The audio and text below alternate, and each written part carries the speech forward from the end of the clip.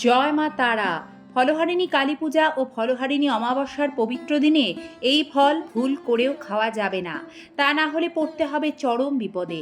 নমস্কার দর্শক বন্ধুরা, আজকের এই পর্বে আমরা আপনাদের জানাবো 2026 সালে ফলহারিণী অমাবস্যার সঠিক পূর্ণাঙ্গ সময়সূচি, ফলহারিণী অমাবস্যায় মহা ফল পেতে কতগুলি ফল দান করবেন, এই দিন কোন ফল ভুলেও খাবেন না এবং কিভাবে ফল নিবেদন করতে হয়। 2026 সাল ও বাংলা 1433 বঙ্গাব্দে ফলহারিণী কালী পুজো ইংরাজি 16ই মে, বাংলার 1 জ্যৈষ্ঠ শনিবার পালন করতে হবে। অমাবস্যা লাগবে শনিবার ভোর 4:03 এবং অমাবস্যা তিথি ছাড়বে শনিবার গভীর রাত 1:51। এমতো অবস্থায় ফলহারিণী কালী পুজো 16ই মে 1 জ্যৈষ্ঠ শনিবার শুরু হবে সকাল 10টা থেকে। এবার আমরা একে একে এই বিশেষ দিনের বিধিনিষেধগুলি আপনাদের জানাচ্ছি। জ্যৈষ্ঠ মাসে কৃষ্ণপক্ষের অমাবস্যায় ফলহারিণী কালী পুজো পালন করা হয়।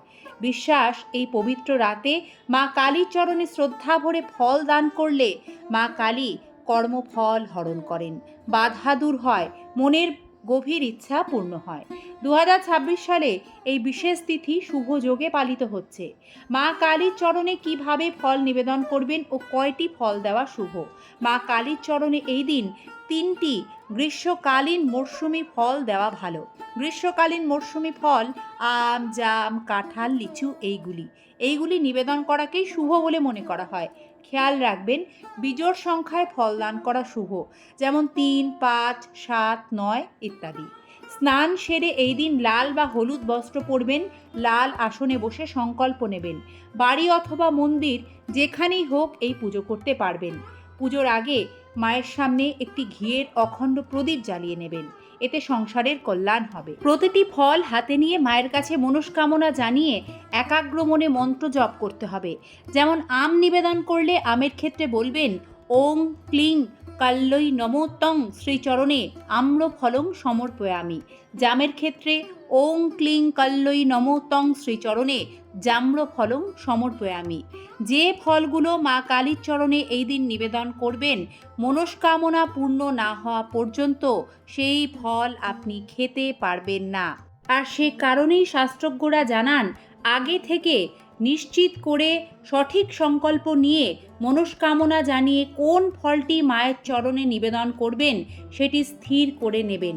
ফল দান করার পরে মাকে আরতি করবেন, ধূপ দ্বীপ দেখাবেন, প্রসাদ সকলের মধ্যে বিতরণ করবেন। নিজে প্রসাদ খাওয়ার সময়ও খেয়াল রাখবেন, মাকে মনস্কামনা জানিয়ে যে ফল দান করেছেন ভুল করেও তা প্রসাদ হিসেবেও 1 বছর গ্রহণ করা যাবে না। এবার সে ফল আপনি কি করবেন? ফলহারিণী অমাবস্যায় মনস্কামনা জানিয়ে মায়ের চরণে যে ফল আপনি অর্পণ করবেন সেটি বাড়িতে এনে ঠাকুরের স্থানে রেখে দিন। সে ফল তো কিছুদিন পর থেকে পচতে শুরু করবে। যখন দেখবেন পচন ধরেছে তখন নদী বা জলাশয়ে ভাসিয়ে দেবেন। তার মানে এই নয় ভাসিয়ে দিয়েই আপনি খেতে শুরু করবেন। 1 বছর সম্পন্ন হলে এবং আপনার মনস্কামনা পূর্ণ হলে ঠিক ওই নির্দিষ্ট ফল আবার মাকে উৎসর্গ করে নিয়ম মেনে পুজো দেবেন এবং শাস্ত্রজ্ঞদের পরামর্শ মেনে সেই ফল গঙ্গায় ভাসিয়ে দিতে হবে।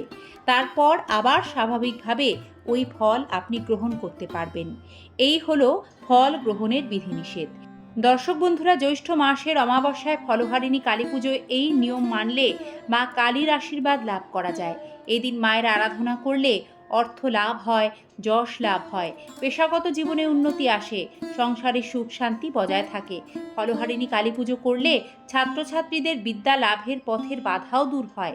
দেবী ফলহারিণী কালিকা রূপে আমাদের যাবতীয় অশুভ কর্মফল হরণ করেন এবং তিনি মোক্ষ ফল দান করেন। দক্ষিণেশ্বরের মন্দিরে ফলহারিণী কালী পুজোর দিন 1280 বঙ্গাব্দে অমাবস্যার রাতে সারদা মাকে ষোড়শী রূপে পুজো করেছিলেন রামকৃষ্ণ পরমহংসদেব। সেই কারণে রামকৃষ্ণ মঠ ও মিশনে বিশেষ গুরুত্বের সঙ্গে উদযাপিত হয় শ্রী শ্রী ফলহারিণী অমাবস্যা ও কালী পূজা।